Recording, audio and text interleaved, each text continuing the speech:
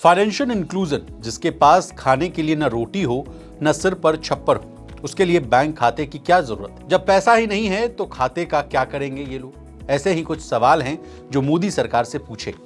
जब 28 अगस्त 2014 को यानी 11 साल पहले जब सरकार ने पीएमजेडीवाई यानी प्रधानमंत्री जन धन योजना की शुरुआत, आज 11 साल के बाद क्या रही इस योजना की उपलब्धियां और कैसे सिर्फ इस स्कीम ने पूरे ग्रामीण भारत को सरकार से सीधे जोड़ने का काम किया। सरकार का ये कदम महात्मा गांधी के उस अंत्योदय वाले विचार को उतारने की कोशिश की है, जहां सुविधा अंतिम आदमी तक पहुंचाना ही सरकार का एकमात्र लक्ष्य है। नमस्कार, मेरा नाम है विशाल शर्मा और आप देख रहे हैं मनी नाइन। आज जब हम प्रधानमंत्री जन धन योजना की 11वीं वर्षगांठ मना रहे हैं, तो गांव में बैठा वो किसान जिसके खाते में 6,000 रुपए की रकम आ रही है, जिसे वो अपनी खेती किसानी की गाड़ी आगे बढ़ा रहा है, बच्चों की फीस भर रहा है, अनाज खरीद रहा है, या फिर वो बूढ़ी अम्मा जिसका उसके आखिरी दिनों में पक्के घर का सपना पूरा हो पा रहा है। पैसे तो पहले की भी सरकारों में आते थे, पर कितने उस आदमी तक पहुंचते थे जिसे अमल में उसकी जरूरत थी। पूर्व प्रधानमंत्री राजीव गांधी ने इस पर कहा था कि हम अगर 1 रुपया दिल्ली से भेजते हैं तो उसमें से केवल 15 पैसे ही गरीब तक पहुंचते हैं, बाकी 85 पैसे बीच में ही खर्च हो जाते हैं। मोदी सरकार इसी प्रॉब्लम का सॉल्यूशन लेकर आई, जिसे प्रधानमंत्री नरेंद्र मोदी ने लाल किले से मेरा खाता भाग्य विधाता कहा था।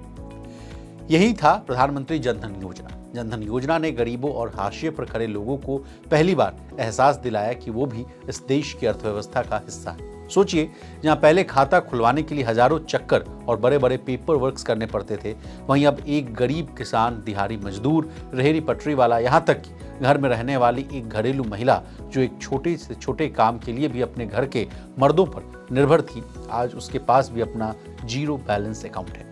इसके साथ ही उनको मिला रुपे कार्ड, 2 लाख रुपए का बीमा और साथ ही जरूरत पड़ने पर 10,000 रुपए तक का ओवरड्राफ्ट की सुविधा। कमाल की बात यह है कि 2014 से 2017 के बीच भारत में बैंक अकाउंट खुलवाने की रफ्तार 26% तक बढ़ गई, जो वर्ल्ड एवरेज से 4 गुना ज्यादा थी। यानी पूरी दुनिया ये देख रही थी कि भारत ने फाइनेंशियल इंक्लूजन में क्या करिश्मा कर दिखाया। और आज जब 2025 में इस योजना के 11 साल पूरे हो चुके हैं और इन 11 सालों में 56 करोड़ से ज्यादा जनधन खाते खुल चुके हैं, जिनमें से करीब 67% यानी 67% खाते गांवों और छोटे छोटे कस्बों में रहने वाले लोगों के हैं। और इसमें सबसे बड़ी बात यह है कि इन खातों में से 55% यानी 31 करोड़ खाते महिलाओं के नाम पर। यानी अब गांव की औरतों के पास एक बड़ा गुल्लक है और वो है उनका अपना बैंक खाता, और वो भी अब इस चौथी सबसे बड़ी इकोनॉमी की एक फाइनेंशियल हिस्सा। ये योजना सिर्फ बैंक अकाउंट तक ही सीमित नहीं रही, बल्कि बीमा, पेंशन और बाकी सारे सरकारी सुविधाओं को डीबीटी यानी डायरेक्ट टू बेनिफिट ट्रांसफर से भी जोड़ा गया।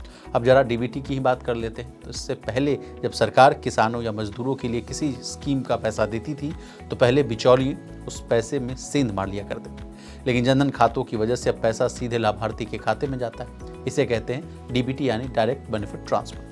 यही वजह है कि सरकारी योजनाओं की ट्रांसपेरेंसी बढ़ी, पैसों का जो लीकेज है वो कम हुआ और लोगों तक सच में पूरा का पूरा पैसा पहुंचने लगा। और जब जनधन खाता, आधार और मोबाइल एक साथ जुड़े तो बना जैम ट्रिनिटी। यही जैम ट्रिनिटी जो है आज डिजिटल इंडिया की रीढ़ बनी हुई। लेकिन इस योजना का असर सिर्फ इकोनॉमिकल ही नहीं बल्कि सोशल भी रहा। 2022 की एक रिसर्च में पाया गया कि जब गरीब लोगों के पास बैंक खाता आ गया तो उन्होंने सेविंग्स करना शुरू किया। तो अब अगर उनके ऊपर कोई संकट या दुख आया तो 2021 की एक एसबीआई की रिपोर्ट ने तो और भी दिलचस्प जो है चीज दिखाई।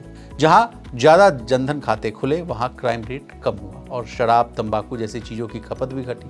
अब आज के समय लगभग हर किसी के पास बैंक खाता है, लेकिन लोग इन खातों का रेगुलर यूज नहीं कर रहे। रिजर्व बैंक का फाइनेंशियल इंक्लूजन इंडेक्स के मुताबिक 2024 में हम इस इंडेक्स में 67 पॉइंट्स पर पहुंच गए हैं और भारत लगातार फाइनेंशियल इंक्लूजन के फ्रंट पर तेजी से आगे बढ़ रहा है। तो 11 साल बाद जनधन की कहानी सिर्फ कागज पर ही नहीं बल्कि इसने जमीन पर भी असर दिखाया है। और जनधन योजना का मकसद केवल बैंक अकाउंट खोलना भर नहीं है, बल्कि गरीबों और वंचितों को भारत की फाइनेंशियल ग्रोथ स्टोरी का हिस्सा बनाना था। मोदी सरकार का ये कदम, जिसने सबको मुख्य धारा से जोड़ने का काम किया है। आपको हमारी ये जनधन खाते से जुड़ी स्टोरी कैसे लगी, कमेंट करके जरूर बताइएगा। इसी तरह देश, दुनिया और बिजनेस जगत से जुड़ी तमाम ताजा तरीन खबरों के लिए बने रहिए हमारे साथ और देखते रहिए मनी।